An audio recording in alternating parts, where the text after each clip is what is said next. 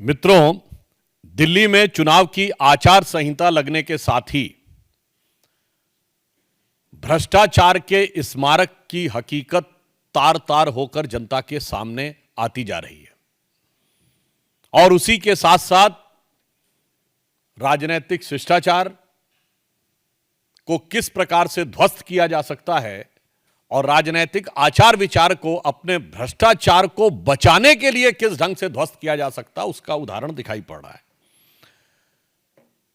आज जिस प्रकार के घटनाक्रम और जिस प्रकार का भोंडा प्रदर्शन आम आदमी पार्टी के नेता सदन संसद में और एक मंत्री यानी नेता सदन श्री संजय सिंह और मंत्री श्री सौरभ भारद्वाज के द्वारा हुआ, वो जितना भी प्रयास कर लें परंतु शीश महल जो केजरीवाल जी की विलासिता का स्मारक है और इट इज द म्यूजियम, इसे अब वो बचा नहीं सकते।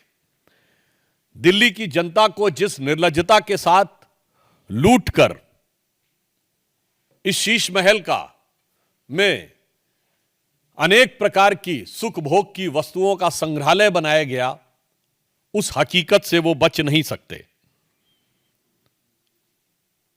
और इसी से बचने के लिए जो कुछ उन्होंने आज किया है वो राजनीतिक दृष्टि से उच्छृंखलता, उद्दंडता और अराजकता का एक भोंडा प्रदर्शन है जो आम आदमी पार्टी के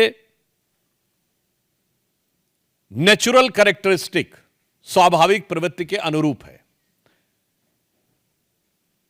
इस विषय का तकनीकी पक्ष भी बताएंगे, मगर उससे पहले मैं बताना चाहता हूं, यह आम आदमी पार्टी का नेचुरल कैरेक्टर है कि हमेशा अराजकता पैदा करना, और इसी कारण माननीय प्रधानमंत्री जी ने इन्हें आपदा कहा है। मैं सिर्फ स्मरण कराना चाहता हूं, अक्टूबर 2012 में केजरीवाल जी भारत के एकमात्र पूर्व मुख्यमंत्री हैं जिन्होंने खुद खड़े होकर बिजली की तारें काटी थी।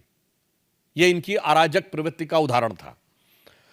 2014 में गणतंत्र दिवस परेड पे बड़े से बड़े दौर में, आपातकाल के दौर में भी हम लोगों ने स्वतंत्रता दिवस और गणतंत्र दिवस पे कोई प्रदर्शन नहीं किया था। इन्होंने न सिर्फ धरना प्रदर्शन किया बल्कि धमकी दी थी कि राजपथ को प्रदर्शनकारियों से भर देंगे। 5 मार्च 2014 को भारतीय जनता पार्टी के कार्यालय पर लाठी डंडों को लेकर अशोक मार्ग वाले हमारे पुराने कार्यालय पे हमला किया था, और जिसमें इनकी सेंट्रल वर्किंग कमेटी के लोग थे, यानी जैसे हमारे यहां पार्लियामेंट्री बोर्ड के लोग हों।